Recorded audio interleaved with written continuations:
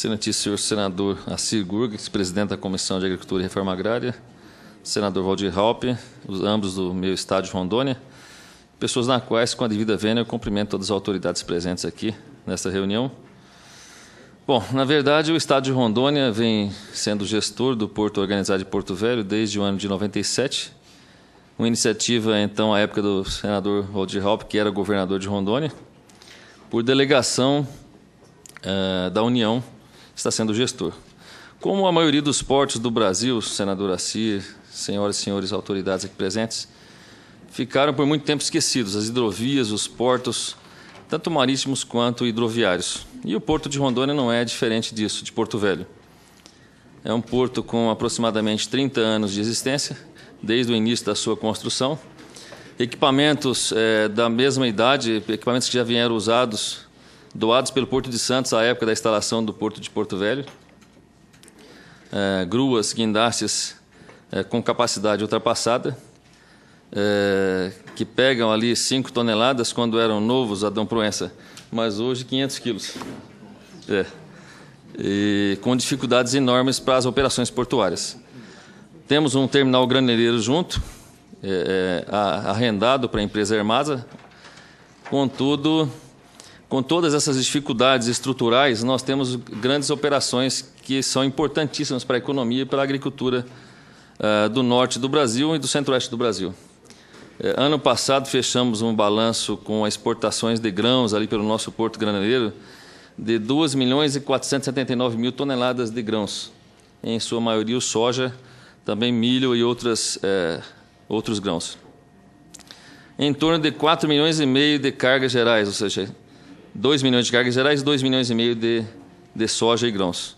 Isso gira uma economia importantíssima para Rondônia e para a região norte, ou seja, é o corredor de exportação e de importação das cargas que exigem esse modal hidroviário, ou seja, as cargas de grande volume e de grande peso.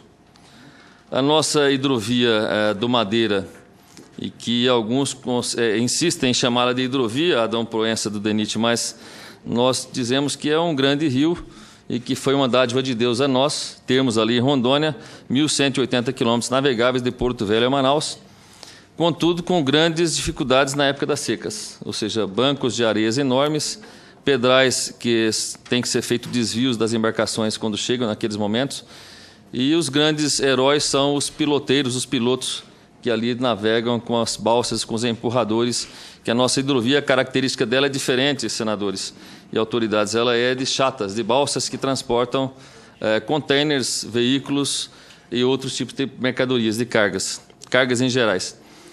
No caso dos demais portos marítimos, aí são os navios que transportam de maneira diferente, a atracagem, a operação é totalmente diferente. Nós temos ali operações de cargas que, na época das águas cheias do rio, transportam até 38.000 toneladas, um comboio de soja, empurrados por um empurrador e dirigidos pelo piloteiro do barco. Isso com grande risco, mas eles têm feito essas travessias. Risco por quê? Porque precisamos de investimentos na hidrovia, no rio. Desassoreamento, derrocagem em alguns pontos, e que o Brasil precisa acordar para isso, e aqui é um bom momento para isso. O nosso Brasil precisa, para chegar à quarta, terceira ou segunda economia mundial, como se pretende, como bem colocou o senador Raupp em sua fala inicial aqui da reunião, investir na intermodalidade de transportes. Ou seja, recuperação, reconstrução da BR-364, que é o nosso caso, investimentos no Porto Organizado de Porto Velho, investimentos na hidrovia do Madeira e também na ferrovia. E aí alguns dizem assim, poxa, mas se tiver a ferrovia, acaba o transporte rodoviário? Não, gente, cada um tem a sua peculiaridade. Tem tipo de mercadoria que só vai ser transportado pelo rodoviário. No caso dos grandes pesos e grandes volumes, pelo ferroviário e pelo hidroviário. Esse é o conjunto que transforma benéfica a intermodalidade de transportes para o nosso país e para o mundo inteiro, onde assim funciona. A exemplo da China, do Japão, onde o peso máximo permitido nas rodovias é de 8.000 quilos, 8 toneladas em um caminhão, porque eles usam os trens e usam o marítimo para os pesos maiores. Nesse contexto, senador, nós temos, desde 2009, eu estou há pouco tempo na gestão do Porto, mas desde 2009 o Estado de Rondônia, os gestores anteriores, vinham buscando, junto à bancada federal de Rondônia, o aporte de emendas de capital para a melhoria do porto organizado de Porto Velho e também da hidrovia.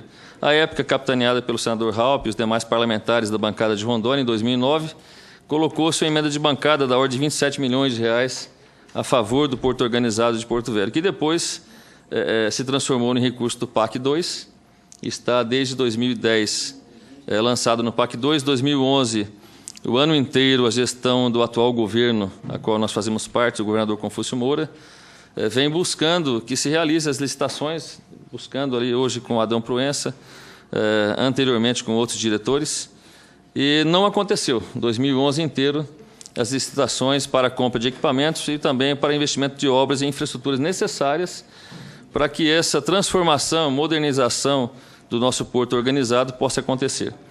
A exemplo da nossa carne, senador Assis, senador Raupp, Dr. Zé Ramos, da presidência da Comissão de Logística e Infraestrutura da Pecuária da CNA.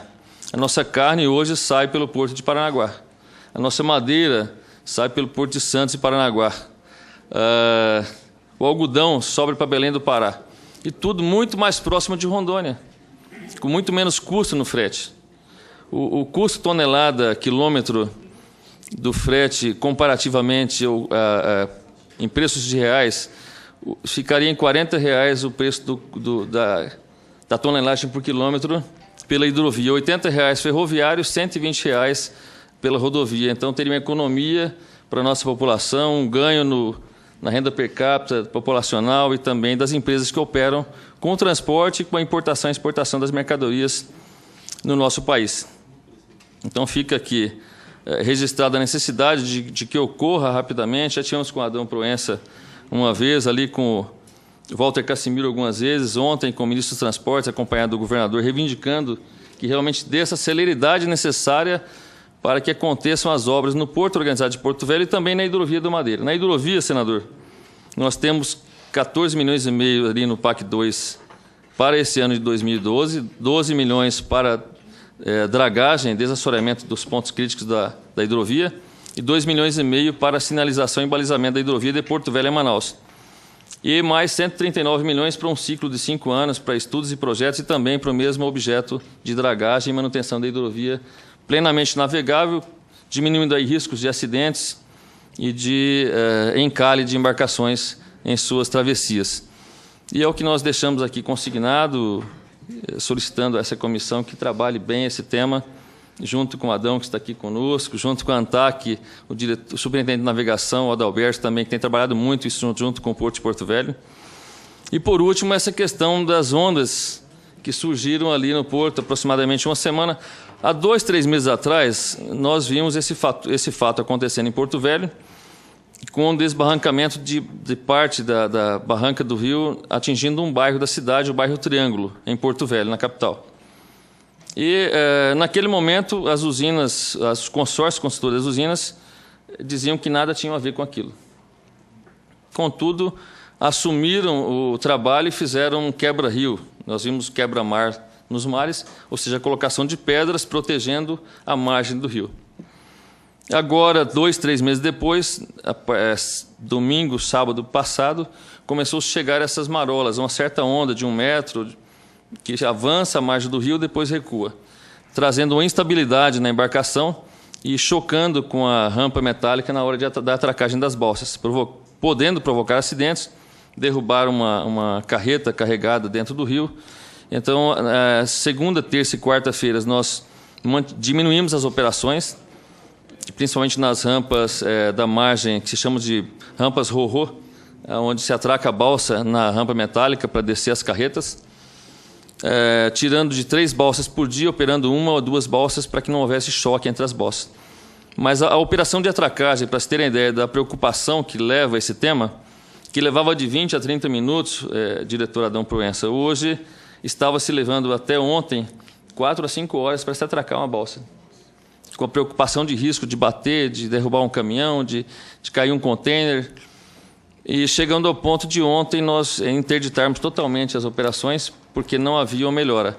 Hoje, agora, a partir do meio-dia, recebi um comunicado do atual diretor que está presidindo o porto enquanto eu estou aqui em Brasília, de que as águas tinham voltado ao normal. E não estão havendo em Rondônia grandes chuvas ou parando grandes chuvas que possam trazer esse movimento de águas. Então, tem alguma coisa a ver com a regulagem da passagem de água pelo vertedouro ou pelas compotas, os testes das usinas que estão sendo feitos. Não estou aqui afirmando, mas uma das possibilidades é essa. Ontem nós protocolizamos um requerimento junto ao gabinete do Dr. Tiago, na ANTAC, solicitando que possa vir a fiscalizar essas operações. Hoje, protocolizamos junto ao Ministério do Transportes também um requerimento, um ofício solicitando que o Ministro dos Transportes chame o Ministério das Minas e Energias, a ANEEL, a ANTAC, a ANA, e possamos sentar com os consórcios e identificarmos o que é que está causando isso. Não somos nós, então nos prove que não são os consórcios. Com laudo técnico de empresa especializada para que isso se torne evidente. E se não é, então é um fenômeno natural, mas contudo eu moro em Rondônia há 36 anos e não vi nenhum fenômeno sobrenatural ou diferente acontecer na natureza esse ano em Porto Velho que pudesse causar esse transtorno.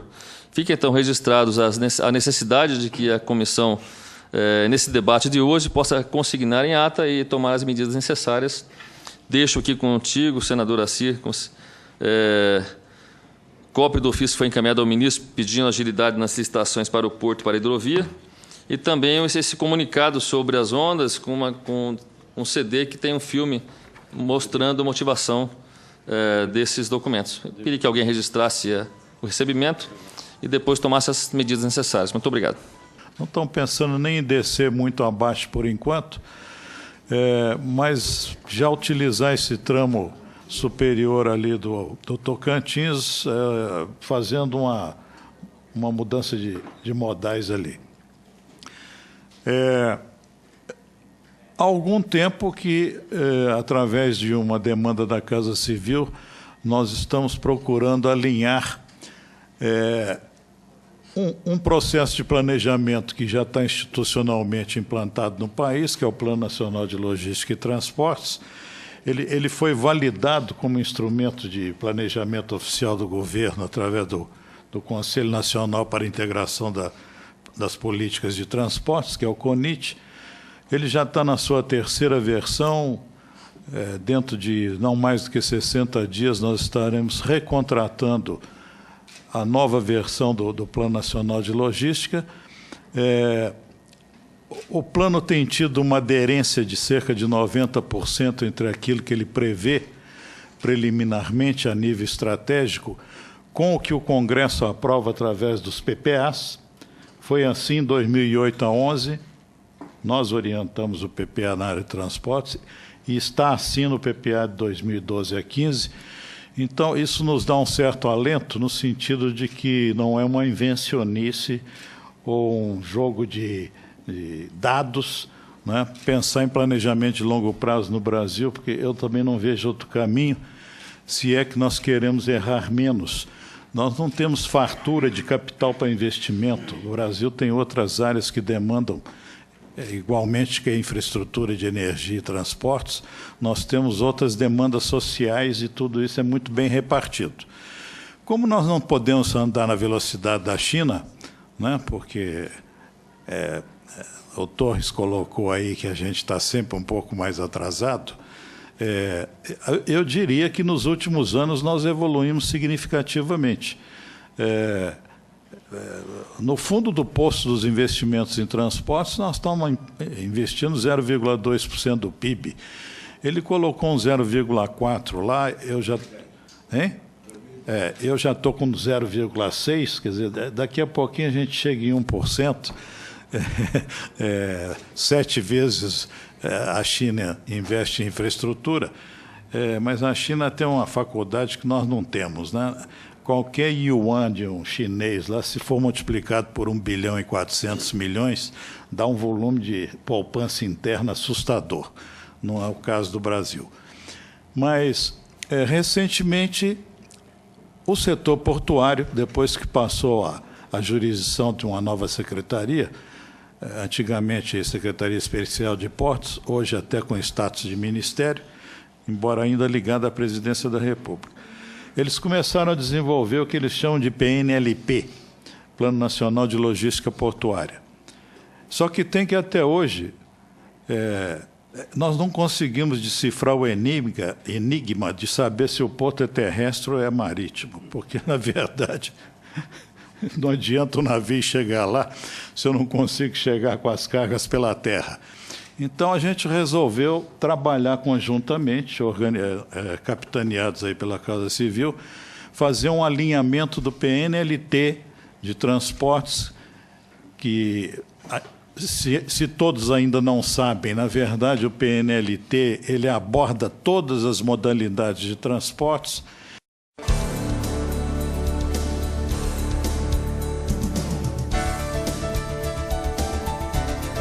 O projeto de lei do Senado, PLS 35 de 2010, de autoria do senador Acer Gurgex, concede isenção do Imposto sobre Produtos Industrializados, ou IPI, na aquisição de máquinas, equipamentos, aparelhos e instrumentos novos, destinados exclusivamente ao uso na agricultura nacional, quando adquiridos por agricultores familiares ou por cooperativas agrícolas.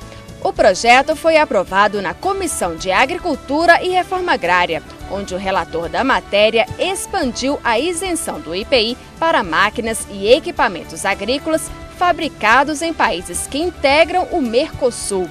Por conta da ampliação do escopo, o projeto terá que ser apreciado também no Parlamento do Mercosul, o Parlasul, o que está previsto para ocorrer no próximo mês. A matéria também será apreciada pela Comissão de Assuntos Econômicos, antes de ser votado no plenário do Senado.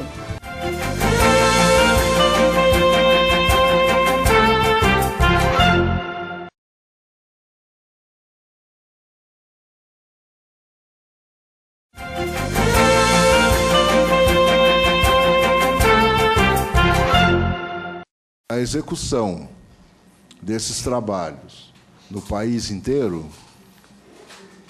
foi designada a minha diretoria. Quer dizer, a minha diretoria, dentro do DENIT, que tem 12 engenheiros, é responsável por executar isso tudo.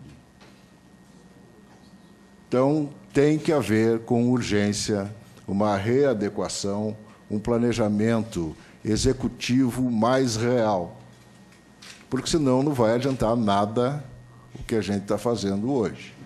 Nós não vamos conseguir atender a demanda da CNA, nós não vamos conseguir transformar os rios da Amazônia em hidrovias, nós não vamos conseguir fazer quase nada do que está planejado. Isso é uma coisa que tem que ter uma ação rápida, emergencial, para que a gente consiga cumprir aí as tarefas que estão nos sendo atribuídas.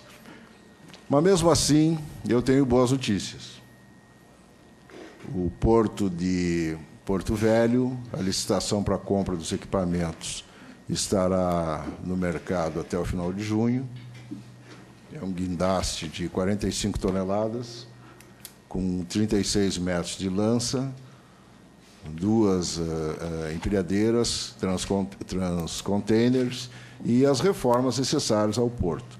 Da mesma forma, o projeto do Porto Novo está sendo estudado e, dentro de, no máximo, até dezembro desse ano, ele deve estar sendo licitado.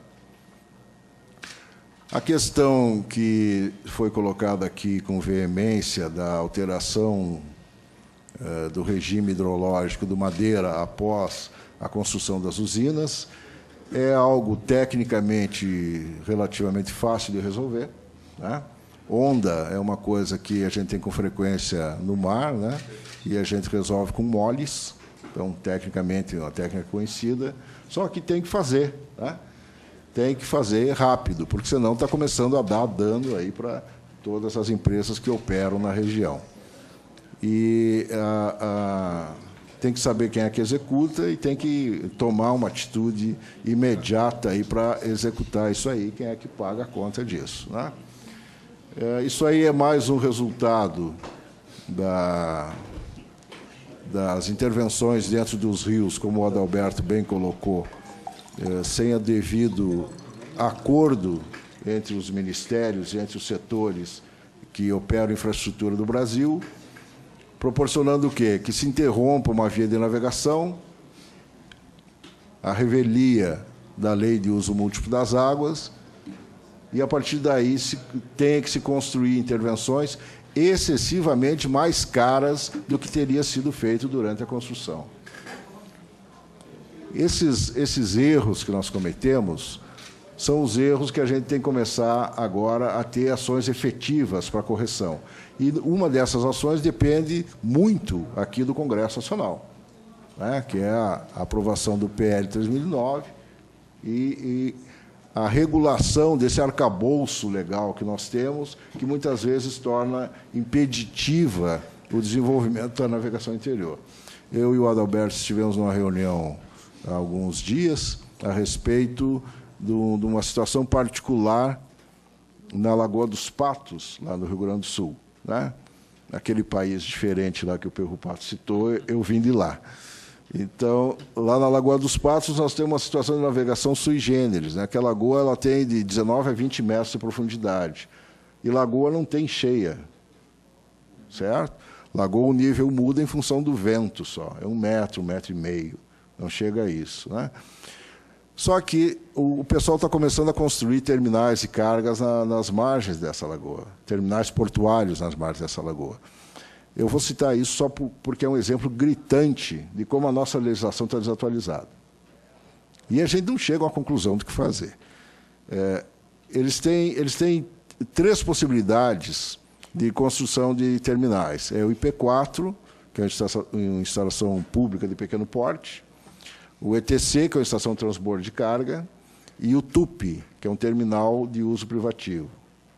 Como a iniciativa lá é privada, não é pública, não é do governo federal, seria ETC ou TUP, né? Aí começa o problema de legislação. Se for TUP, ele só pode transportar, movimentar a carga dele. E nesse local, onde está sendo construído esse porto, está se querendo construir esse terminal, existem produtores de arroz, que produzem 80 mil toneladas de arroz beneficiado por mês e transportam de bitrem até São Luís do Maranhão. Existem produtores de lã, produtores de carne, produtores de madeira, e vai se instalar uma fábrica de caminhões, por causa da possibilidade de se construir o terminal. Só que tipo de terminal nós vamos fazer? Se for TUP, a carga tem que ser dele. Se for estação de transbordo de carga, a cabotagem não pode entrar lá. Significa o quê? Que esse cara do arroz, por exemplo, ele vai carregar o arroz ali naquele terminal, leva com a navegação interior até Rio Grande, e em Rio Grande faz um transbordo para o navio de cabotagem, que pode entrar lá dentro do terminal dele, para daí poder chegar a São Luís do Maranhão de navio. Por que isso? Porque a legislação é inadequada. Qual é o problema de entrar um navio de cabotagem num terminal de navegação interior? O problema técnico é só o calado e a capacidade do terminal. Mas o texto legal impede que isso ocorra. Impedindo que isso ocorra, afasta investimento. Se nós não conseguirmos uma solução, especificamente para esse exemplo que eu estou dando, o investimento da fábrica de caminhões será afastado.